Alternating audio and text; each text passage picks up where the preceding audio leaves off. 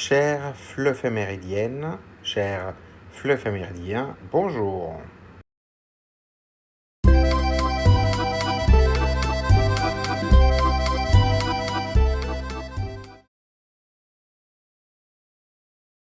Cette journée rend hommage à un travail souvent invisible pendant les fêtes de fin d'année, celui des personnes qui emballent des cadeaux pendant des heures, debout, avec précision et patience.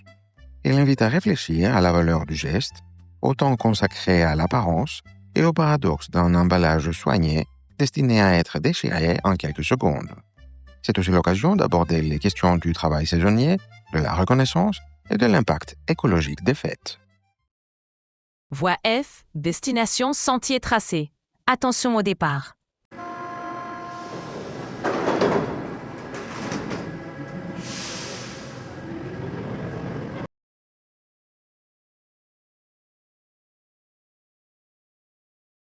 Première question.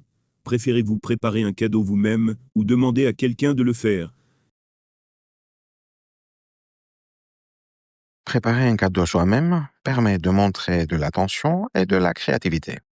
On peut choisir le papier, les couleurs et ajouter un petit mot personnel. Demander à quelqu'un de l'emballer est souvent plus pratique, surtout quand on manque de temps ou quand l'emballage est difficile à faire soi-même.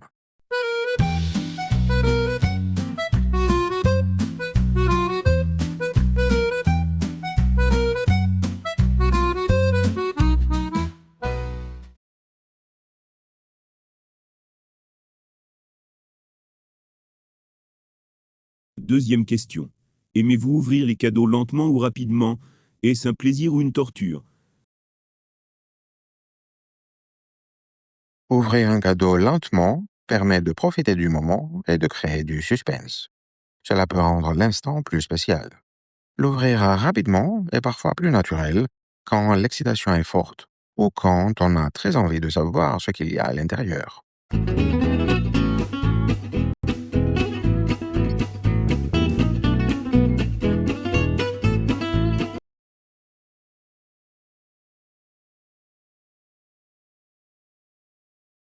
Troisième question. Quand vous ouvrez un cadeau, gardez-vous le papier cadeau ou le jetez-vous? Beaucoup de personnes jettent le papier cadeau juste après l'ouverture. D'autres préfèrent le garder pour le réutiliser plus tard. Ce choix peut dépendre des habitudes de la personne, de sa conscience écologique ou tout simplement de l'état du papier.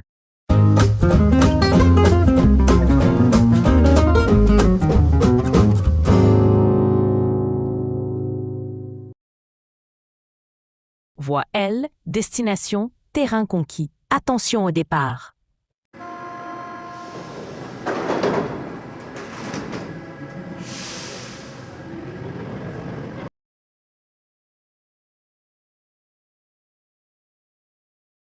Première question.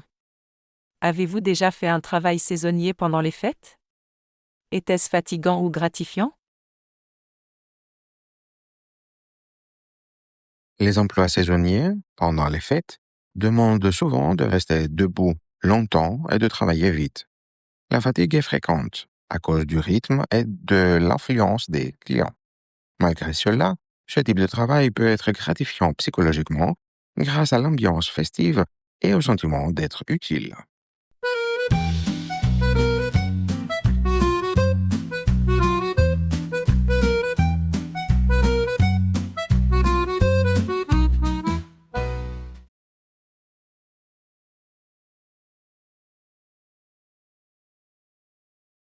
Deuxième question.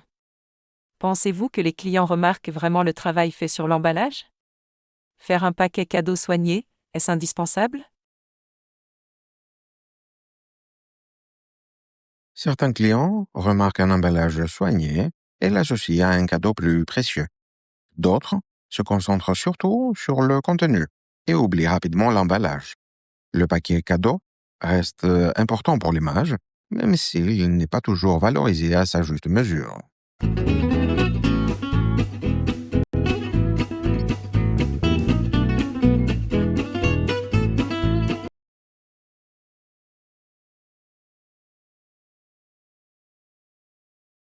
Troisième question.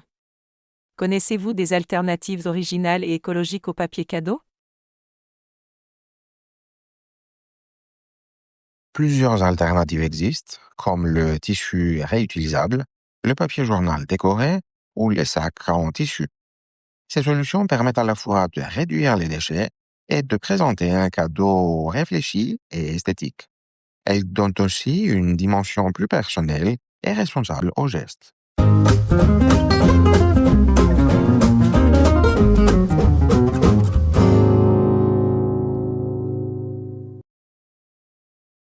Voie E, destination, sommet atteint. Attention au départ.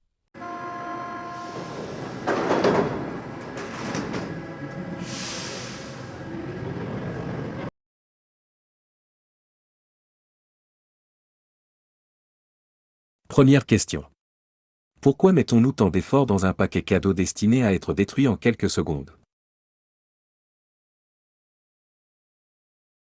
Le paquet cadeau fait partie d'un rituel social fortement ancré. Il crée une attente, prolonge le plaisir et transforme l'objet en expérience émotionnelle. L'effort investi symbolise l'attention portée à l'autre, indépendamment de la durée de vie de l'emballage. Ce geste montre que l'intention compte autant que le contenu.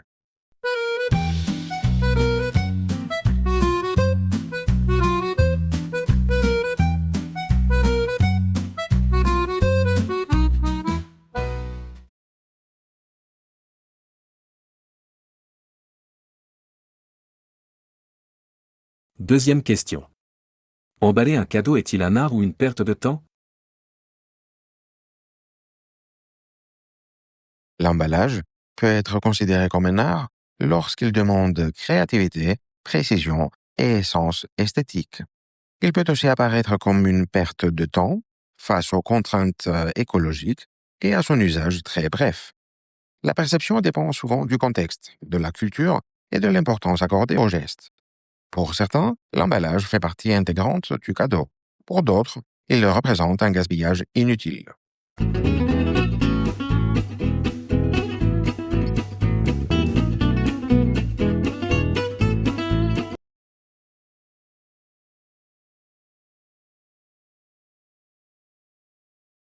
Troisième question.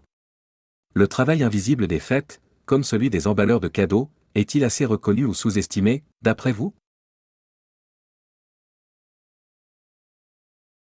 Ce travail reste largement sous-estimé car il est perçu comme simple ou accessoire.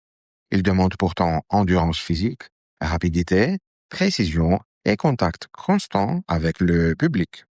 La pression augmente fortement pendant les périodes de fête, sans reconnaissance proportionnelle. Ces métiers jouent un rôle essentiel dans l'expérience commerciale et festive.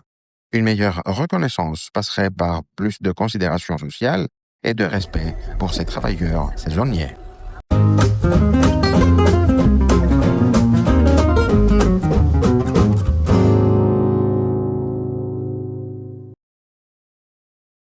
Prochain arrêt.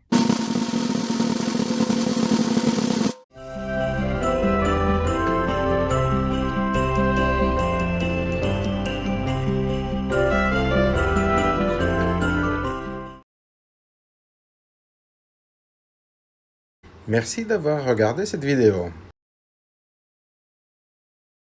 Si elle vous a plu, mettez un pouce bleu et abonnez-vous pour ne rien manquer. N'hésitez pas à la partager si vous la trouvez utile et à laisser un commentaire pour donner votre avis.